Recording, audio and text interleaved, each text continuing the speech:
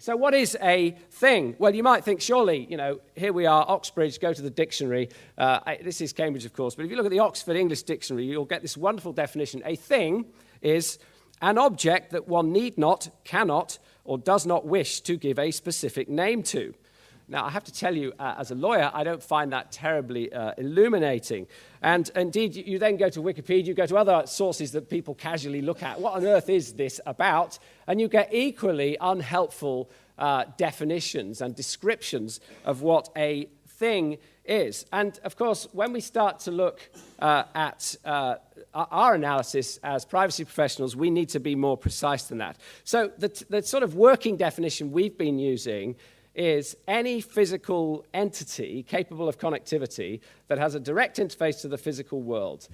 So for simplification purposes, we are ruling out pure software and pure data, even though computer scientists will talk about software objects just as they will talk about physical objects.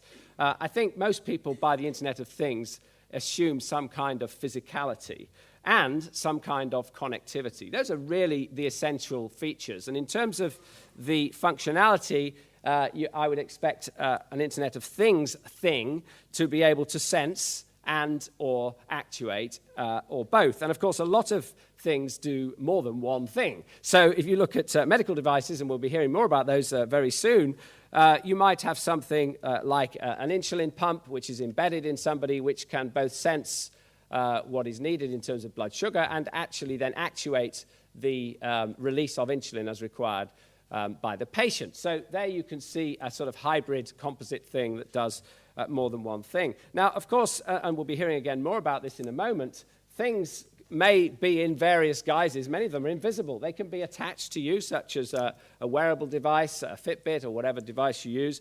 They can be embedded, and I just gave the example of an embedded insulin pump, or it could be a connected pacemaker, many other devices like that. And by the way, embedded isn't just clunky physical things that you have surgery to push under your skin. Already, it is possible to ingest or have injected connected things, and indeed, we're looking now at the micro, nano, pico level where you get smaller and smaller things which are able to navigate around, potentially in future in your bloodstream for medical analysis, for surgery, etc. So this can operate from the level of something like an oil rig down to something that you can't even see, which is just injected into your body. And, of course, I gave the example of composite things, and a smartphone is a simple example, but many, like buildings and so on, are much more complex. We decided it was too much to include humans and animals as such, as things, quite apart from the fact some people might find that a little bit uncomfortable. We are trying to narrow this down. So we're looking at physicality, we're looking at connectivity. These things can be in people, but we don't think people themselves should be regarded as parts of the Internet of Things ecosystem. I'm happy to debate that later. We debated it at length. So I do think, as I say, connectivity is essential. But one of the things we found when we analyzed a smart home ecosystem is that, of course, a lot of things in a smart home will not be connected all the time. That may be to save power. It may just be that they're not being used and they just occasionally are connected or spontaneously connect themselves to a cloud service or to other things in the same ecosystem. That raises some complicated issues in terms of liability and security, and I'll get onto those a little later. But talking about security at the sort of the macro level, you will probably have seen plenty of stories in the press, exciting scare stories about how incredibly insecure the Internet of Things is. And if you want to get a flavor of what's out there, I can recommend a search engine called Shodan.io, Shodan.io, which styles itself as the search engine for the Internet of Things. And you can go on and search by category. For example, you could say,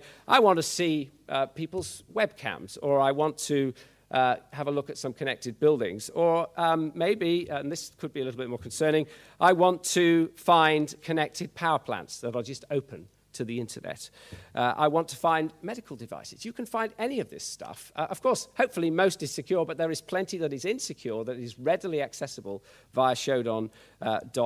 And you can also do things like searching by password. So you can say, find me all connected devices in the UK that have their password set to password, and it will tell you. Right, so here we have the CIA, and I don't mean the American intelligence, I mean the CIA triad in confidentiality, integrity, and authentication, which is how computer scientists tend to approach security more broadly than many privacy professionals do. All of those are challenges in the Internet of Things.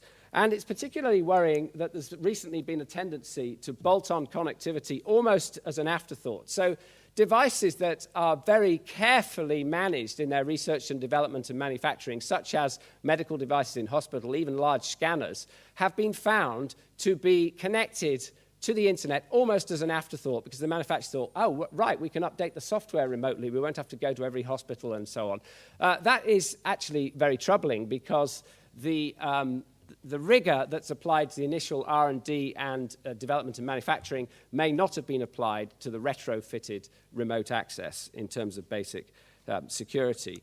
And that makes me wonder, whose obligation then is it in this massive ecosystem of clouds of things to implement security measures? Because there are a lot of things out there in the wild, and the number is going up exponentially. So as we get to a few years from now, and there are tens of billions, hundreds of billions maybe, of connected things, many of them embedded pretty much permanently in the built environment, like physical infrastructure, whose responsibility is it to make sure that security patches are applied and that the whole thing, not just in its atomized form, but in its composite form, remains secure?